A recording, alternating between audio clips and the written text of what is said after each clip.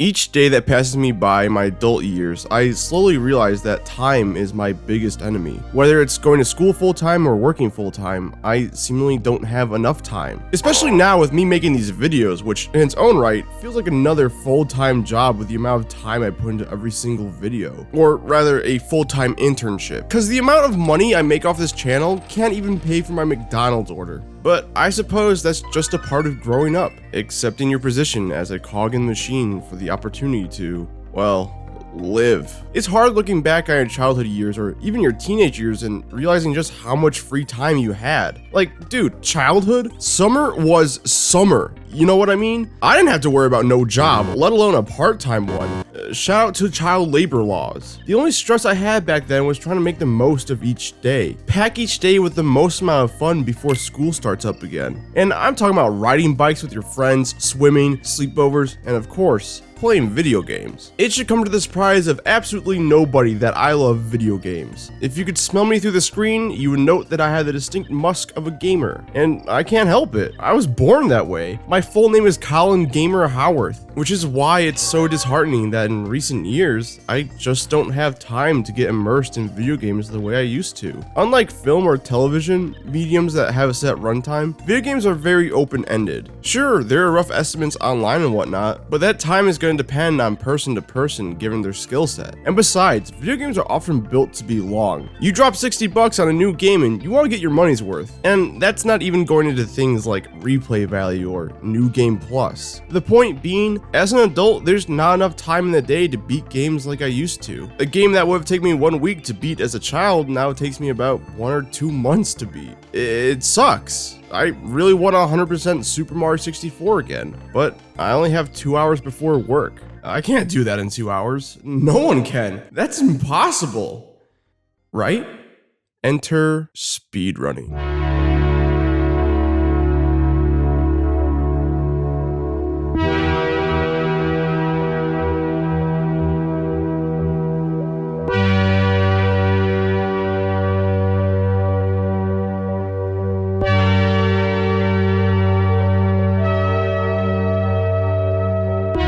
Through skill, hard work, and dedication, a myriad of people are able to complete games in frightening speeds. But you probably already know about this. The act of speedrunning a game in the modern landscape of the internet is not a foreign concept. In fact, in recent years, it's proving to be rather popular. I mean, you could go to a party now and throw out a term like backwards long jump and the homies are gonna dap you up. But if you did that back in the day, they're gonna throw you out in the cold and not even give you your jacket. But what makes speedruns so appealing is rather obvious. This dude just completely demolished a game from my childhood. Seeing a speedrunner just completely breeze by a section in a video game that's giving you so much frustration is one of the most cathartic feelings in the world. I can't tell you how many times I've died on TikTok Clock or Rainbow Road as a child. So many tears were shed on those stages. But seeing these guys walk all over it like it's nothing, it really hits me where I live. Plus, it's just like the innate spectacle of it all. I shouldn't have to tell you that this shit ain't easy. These guys are literally grinding day in, day out just to perform ever so slightly better. Like if a new trick gets discovered that saves 2 seconds, you best believe every runner out there is implementing that trick into the route. 2 seconds may seem like nothing, but when a game is so optimized, those measly 2 seconds mean the world. Look at a game like the original Super Mario Bros. So many people have run that game, and the meta is so fine-tuned that the world record literally comes down to milliseconds. I'm talking frame by frame counting immediately after finishing a run to check and see. It's like when Formula 1 races are so close they gotta consult the slow-mo camera. In a sense, it's the same appeal as Olympic athletes. We want to see these humans push the boundaries of what the body is capable of. We want to see how fast they can run. We want to see how much weight they can lift. We want to see just how far they can throw a ball.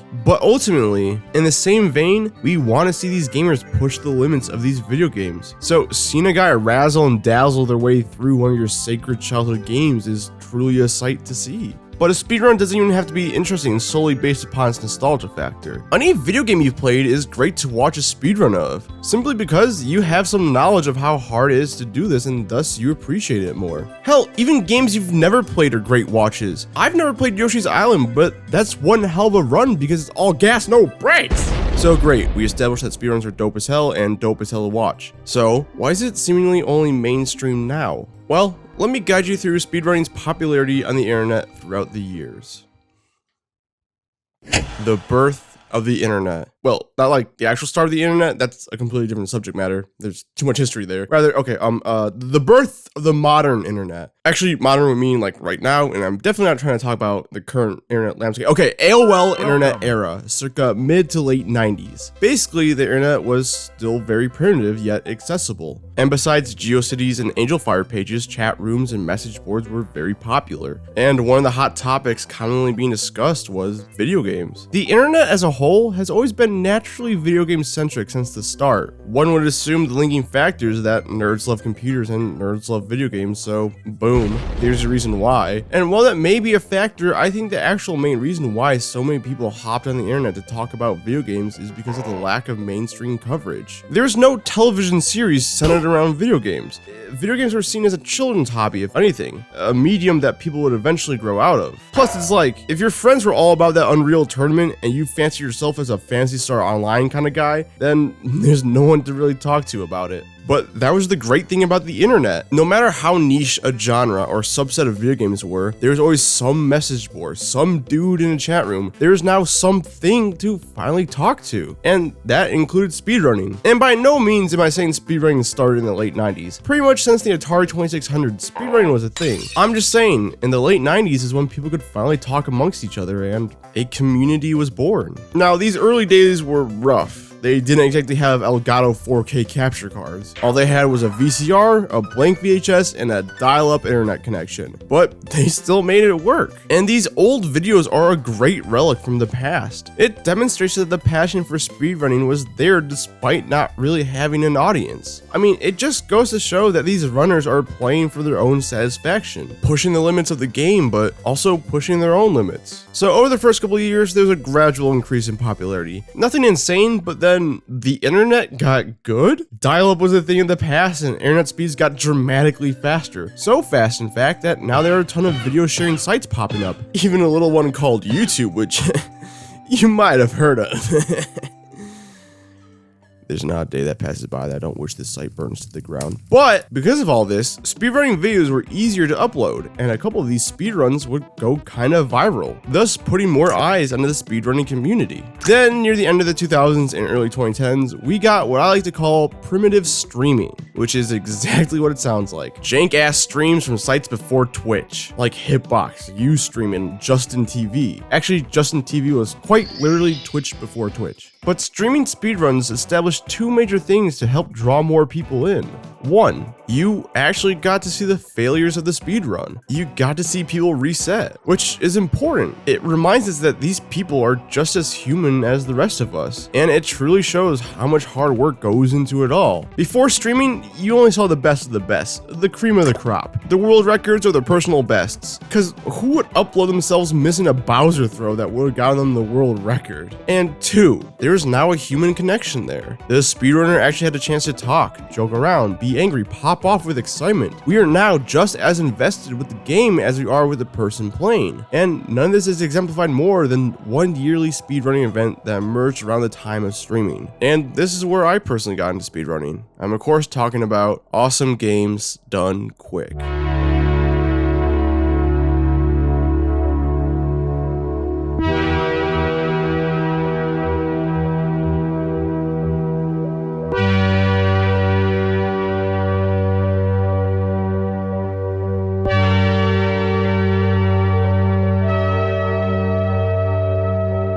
HDDQ is a yearly livestream event where a bunch of speedrunners are rounded up and do speedruns live. And all of this is actually a charity drive. They raise money throughout the event. It's really cool. But to truly paint the picture of what HDDQ has done in terms of popularizing speedrunning is too much to cover, quite frankly. I mean, you can see the rise in popularity just based on the location the event is held in throughout the years. It literally started out in some dude's house and now it's this big ass venue. Well, before, you know. But why did it prove to be popular? Well, it's for all the reasons I talked about previously, just times 10. The spectacle of speedrunning itself is a constant, but the human element is heightened. Instead of watching one dude pop off, you see a whole crowd pop off. Instead of one person making jokes, you get a whole couch of people making jokes. You get a real sense of camaraderie here. And all this is for a good cause. The charity aspect probably drew a lot of people in initially. And listen, I know it has controversies throughout the years, and I'm not going to speak on them, because that's not what this video is about. And there's plenty of videos on those subjects if you so choose to know more. All I'm saying, warts and all, HDDQ means a lot to a lot of people. Like I said before, this is how I formally got introduced to the speedrunning community. This is how I fell in love with the speedrunning community. Specifically, it started with HDDQ 2012, just in case anyone's curious. Of course, with HDDQ being a live stream event, we gotta talk about Twitch. I feel like I don't really have to explain what Twitch is. It'd be like me explaining what YouTube is. You're on it right now, dumbass. But it's a streaming platform that is essentially the streaming platform. But it's the one that HDDQ is held on, and it's the one that all the speedrunners migrated over to. And with live streaming and Twitch becoming increasingly popular throughout the years, so did live streaming speedruns. So let's recap real quick. Speedruns are dope as hell, and they're dope as hell to watch. Now, streaming speedruns is a thing, and it adds a much needed human element to it all, which is only further exemplified by the likes of HDDQ. But also Twitch is a thing, and it's growing fast, and it's popular, and it's putting more eyes on speedrunning. So now we're around early 2017. Speedrunning is pretty popular, but it's not super popular, so what the hell happened in just 4 years? Well, YouTube content started being made about speedrunning. Videos that weren't just commentary from the runner, or new tricks being explained, or cringe compilation moments. So confirmed Santa's #1 helper is a squirrel. I would really prefer if you would be quiet. Instead, we got videos talking about things going on in the community, the good and the bad. And most importantly, we got videos talking about the world record progressions. Now, I would like to credit 3 amazing YouTubers for their work on exposing the speedrunning community to the masses through their great videos. The 3 wise men, if you will. Those 3 being Carl Jobst, Easy Escape, and of course, probably the most influential one, Summoning Salt. No, listen, we're not doing this again. The bit's done. It's not funny anymore. It's played out. It's worn out. Just stop. But Colin is great at talking about the community as a whole, going over recent milestones or even diving into speedrunning drama from time to time. Easy Escape is really good at presenting bite-sized speedrunning segments that are either supposed to be cool or just funny. And then Summoning Salt. You're probably aware of him. You might be a fan, you might not be, but there's a good chance you've seen at least one of his world record progression videos. And the reason why I give him so much credit for paving the way on YouTube for speedrunning related content is that, to my knowledge, he was the first to do it, or at least do it well.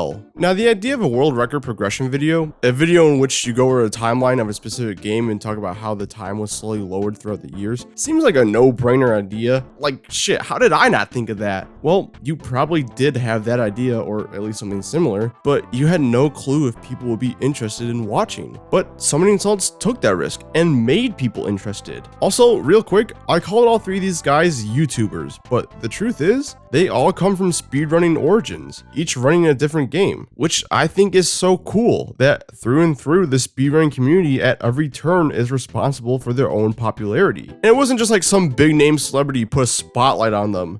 Well, kinda. To be honest, at the start of the video, I could've just told you why speedrunning is so popular all of a sudden with one word: Minecraft. Minecraft became a popular game to speedrun in 2020, and with Minecraft being one of the most popular games ever, of course it exposed a lot of people to speedrunning. And through it all, one person would gain an immense following, a speedrunner that goes by the name of Dream. Keeping my personal opinions on Dream aside, it really was Dream and his posse, and Minecraft speedrunning in general, that made speedrunning so mainstream now. And I'm not saying that like it's a bad thing. I love that people know about speedrunning now. But when things get picked up by a mainstream audience, the appeal that you found so great in the first place tends to get stripped away. Because now that thing has to adhere and adapt to everybody's personal tastes. But that hasn't happened with speedrunning, because like I said at the start, people are going to speedrun a game regardless of an audience. Runners are playing games for their own satisfaction, pushing the limits of the game, but also pushing their own limits. It doesn't matter who's watching. Also, happy Halloween! I know this isn't a scary video or a thematically relevant one, that's kind of what the ranking video is for, but it's a subject I want to talk about for a while now, and I saw it fit to talk about it now. And that's it. Anyways, bye!